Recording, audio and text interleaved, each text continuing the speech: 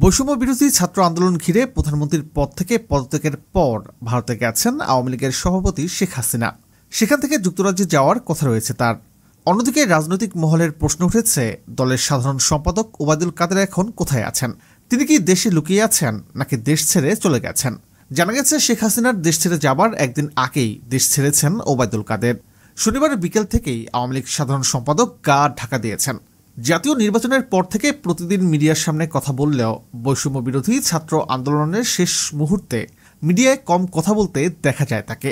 গত শনিবার ধানমন্ডিতে আওয়ামী লীগ সভাপতি শেখ হাসিনার রাজনৈতিক কার্যালয়ে আয়োজিত সংবাদ সম্মেলনে শেষবারের মতো কথা বলেন ওবায়দুল কাদের। এরপর রোববার তাকে আর কোথাও দেখা যায়নি। একাধিক গণমাধ্যম থেকে জানা গেছে, আওয়ামী লীগ সাধারণ সম্পাদক এবং সড়ক পরিবহন এবং সেতুমন্ত্রী ওবায়দুল কাদের রবিবার রাতেই দেশ ত্যাগ করেছেন। তবে তিনি এই মুহূর্তে সঠিক কোন দেশে অবস্থান করছেন সেই বিষয়ে স্পষ্ট কিছু জানা যায়নি। একটি সূত্র বলছে তিনি বর্তমানে সিঙ্গাপুর রয়েছেন। অন্য একটি সূত্র বলছে ওবায়দুল কাদের বর্তমানে নয়াদিল্লিতে অবস্থান করছেন। তবে আরেকটি সূত্র বলছে ওবায়দুল কাদের দুবাইতে রয়েছেন।